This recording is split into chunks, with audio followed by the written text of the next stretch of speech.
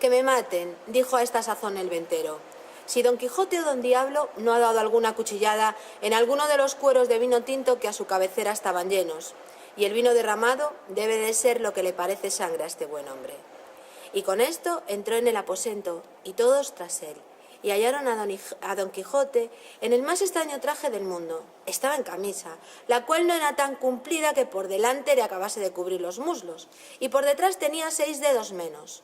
Las piernas eran muy largas y flacas, llenas de vello, y no nada limpias. Tenía en la cabeza un monetillo colorado, grasiento, que era del ventero. En el brazo izquierdo tenía revuelta la manta de la cama, con quien tenía ojeriza Sancho, y él se sabía bien el porqué, y en la derecha desenvainada la espada, con la cual daba cuchilladas a todas partes, diciendo palabras, como si verdaderamente estuviera peleando con algún gigante. Y es lo bueno, que no tenía los ojos abiertos, porque estaba durmiendo y soñando que estaba en la batalla con el gigante, que fue tan intensa la imaginación de la aventura que iba a fenecer, que le hizo soñar que ya había llegado al reino de Micomión y que ya estaba en la pelea con su enemigo. Y había dado tantas cuchilladas en los cueros, creyendo que las daba en el gigante, que todo el aposento estaba lleno de vino, lo cual, visto por el ventero, tomó tanto enojo que arremetió con don Quijote y a puño cerrado le comenzó a dar tantos golpes que si Cardenio y el cura no se lo quitaran, él acabara la guerra del gigante. Y con todo aquello no despertaba el pobre caballero, hasta que el barbero trujo un gran caldero de agua fría del pozo y se le echó por todo el cuerpo de golpe, con lo cual despertó don Quijote, mas no con tanto acuerdo que echase de ver de la manera que estaba. Dorotea, que vio cuán corta y sutilmente estaba vestido, no quiso entrar a ver la batalla de su ayudador y de su contrario. Andaba Sancho buscando la cabeza del gigante por todo el suelo, y como no la hallaba, dijo: «Ya yo sé que todo lo de esta casa es encantamento, que la otra vez en este mismo lugar donde ahora me hallo, me dieron muchos mojicones y porrazos, sin saber quién me los daba, y nunca pude ver a nadie. Y ahora no parece por aquí esta cabeza que vi cortar por mis mismísimos ojos».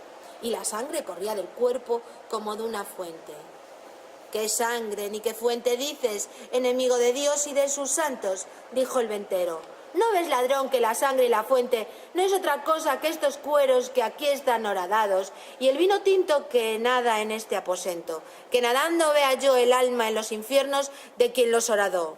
«No sé nada», respondió Sancho, «solo sé que vendré a ser tan desdichado que por no hallar esta cabeza se me ha de deshacer mi condado como la sal en el agua». Y estaba peor Sancho despierto que su amo durmiendo, tal le tenían las promesas que su amo le había hecho. El ventero se desesperaba de ver la flema del escudero y el maleficio del señor y juraba que no había de ser como la vez pasada, que se le fueron sin pagar y que ahora no le habían de valer los privilegios de su caballería para dejar de pagar lo uno y lo otro, aun hasta lo que pudiesen costar las botanas que se habían de echar a los rotos cueros. Tenía el cura de las manos a don Quijote, el cual, creyendo que ya había acabado la aventura y que se hallaba delante de la princesa Micomiona, se hincó de rodillas delante del cura diciendo: «Bien puede la vuestra grandeza y alta famosa señora vivir de hoy más segura que le pueda hacer mal esta mal nacida criatura, y yo también de hoy más. Soy quito de la palabra que os di, pues con el ayuda del alto Dios y con el favor de aquella por quien yo vivo y respiro, también la he cumplido». «¿No lo dije yo?», dijo oyendo esto Sancho. «Sí que no estaba yo borracho. Mirad si tiene puesto ya en sal mi amo al gigante. Ciertos son los toros, mi condado está de molde». ¿Quién no había de reír con los disparates de los dos, amo y mozo? Todos reían, sino el ventero, que se daba a Satanás. Pero, en fin, tanto hicieron el barbero, Cardenio y el cura, que con no poco trabajo dieron con don Quijote en la cama, el cual se quedó dormido, con muestra de grandísimo cansancio. Dejáronle dormir y saliéronse al portal de la venta a consolar a Sancho Panza de no haber hallado la cabeza del gigante, aunque más tuvieron que hacer en aplacar al ventero, que estaba desesperado por la repentina muerte de sus cueros, y la ventera decía en voz y en grito: En mal punto y en hora menguada entró en mi casa este caballero andante, que nunca mis ojos le hubieran visto, que tan caro me cuesta.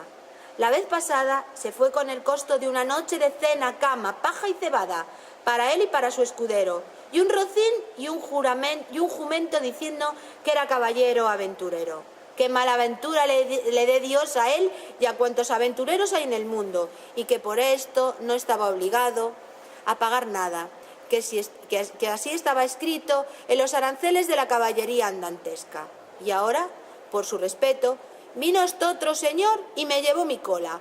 Me la ha vuelto con más de 2 cuartillos de daño, toda pelada, que no puede servir para lo que la quiere mi marido. Y por fin, y remate de todo, romperme mis cueros y derramarme mi vino, que derramada la vea yo su sangre.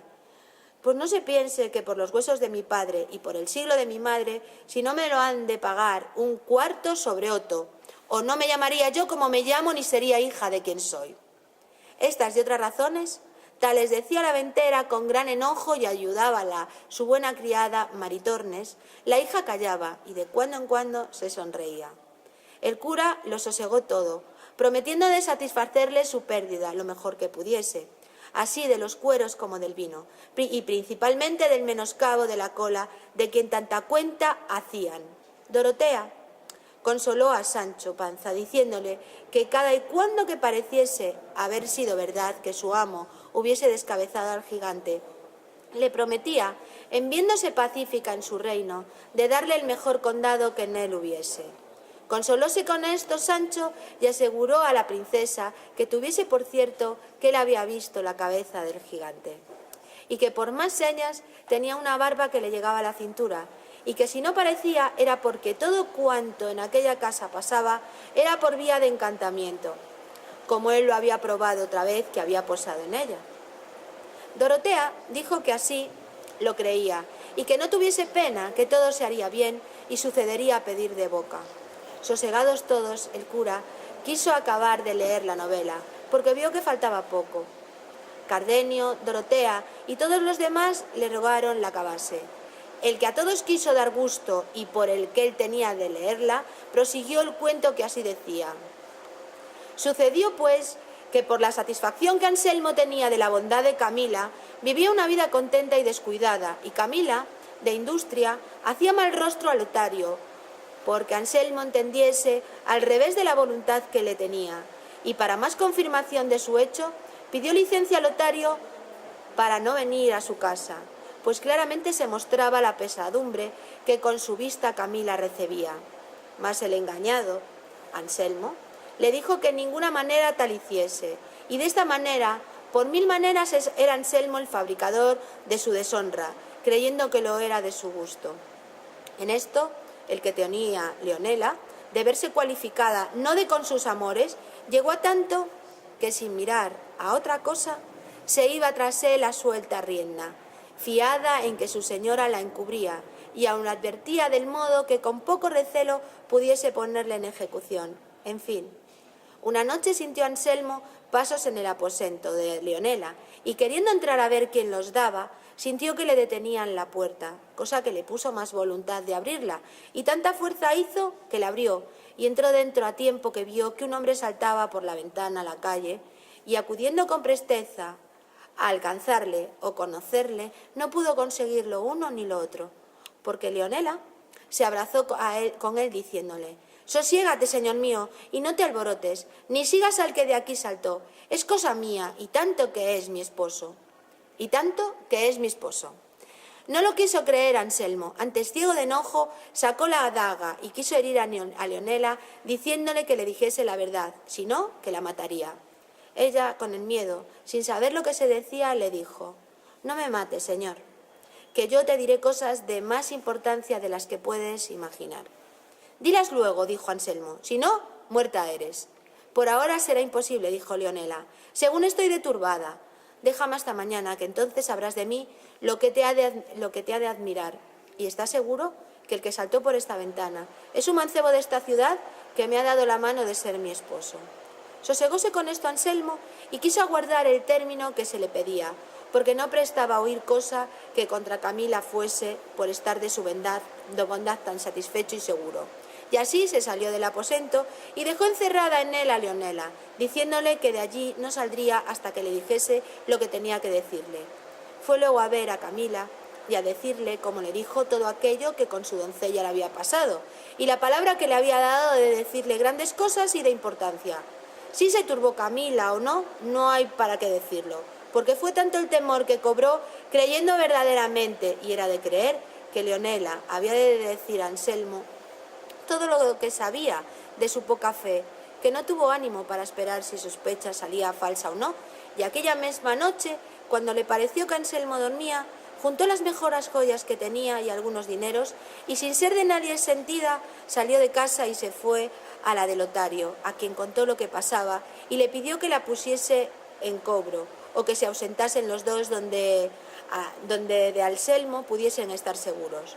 La confusión en que Camila puso a Lotario fue tal que no le sabía responder palabra, ni menos sabía resolverse en lo que harían. En fin, acordó de llevar a Camila a un monasterio, en quien era priora una de sus hermanas. Consintió Camila en ello y con la presteza que el caso pedía la llevó Lotario y la dejó en el monasterio, y él asimismo se ausentó luego de la ciudad sin dar parte a nadie de su ausencia. Cuando amaneció, sin echar de ver a Anselmo que Camila faltaba de su lado, con el deseo que tenía de saber lo que Leonela quería decirle, se levantó y fue a donde la había dejado encerrada. Abrió y entró en el aposento, pero no halló en él a Leonela. Solo halló puestas unas sábanas añudadas a la ventana, indicio y señal que por allí se había descolgado y ido. Volvió luego muy triste a decírselo a Camila, y no hallándola en la cama ni en toda la casa, quedó asombrado. Preguntó a los criados de casa por ella, pero nadie le supo dar la razón de lo que pedía. Acertó acaso andando a buscar a Camila, que vio sus cofres abiertos y que de ellos faltaban las más de sus joyas. Y con esto acabó de caer en la cuenta de su desgracia.